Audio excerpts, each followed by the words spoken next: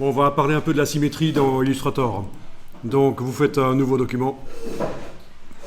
On va le baser sur un A4 horizontal, pourquoi pas. Donc je vais dans la boîte nouveau document, là je vais dans les documents prédéfinis d'impression, format A4, et choisir horizontal.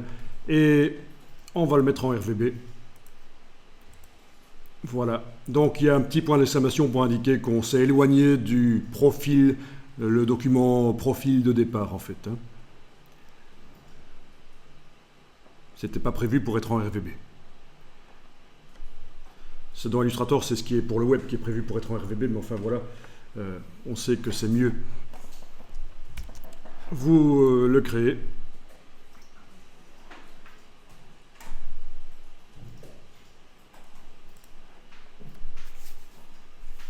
Alors, on va aller dans la palette des calques.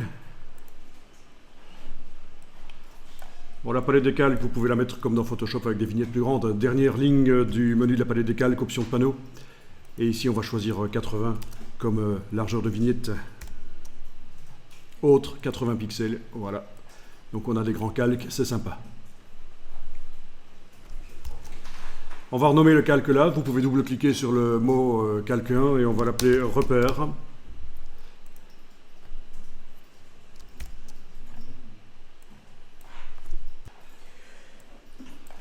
Alors, on va tirer un repère. Ben, pour ça, il faut faire apparaître les règles.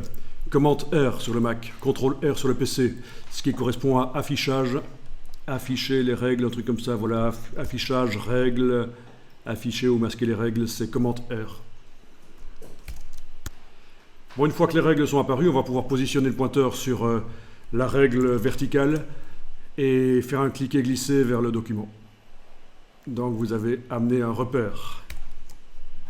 Si on regarde dans la palette des calques, à l'intérieur, là, si on déploie, on voit que c'est un repère.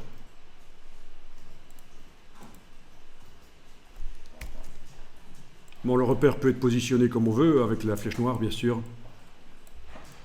Voilà.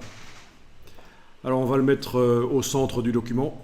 Normalement, bon, il y a plusieurs solutions pour le faire. Il y a la palette alignement, mais il y a aussi les repères commentés qui, normalement, sont enclenchés chez vous. Vous voyez les lignes roses qui apparaissent quand vous bougez, à un certain moment. Bon, ça doit certainement indiquer qu'on est au centre du document. Ça n'a pas une importance énorme qu'on soit au centre, mais enfin, c'est l'occasion de voir qu'on peut positionner un objet là, au centre. Les repères commentés sont enclenchés, donc oui, dans le menu affichage, on a les repères commentés qui sont enclenchés. Comme dans InDesign, on a les repères commentés aussi, qui permettent de positionner des éléments. Et alors, on va enregistrer le document dans un dossier pour aujourd'hui. On va l'appeler exercice 1, symétrie exercice 1, par exemple. Donc, j'enregistre le document dans ce dossier symétrie exercice 1. Voilà.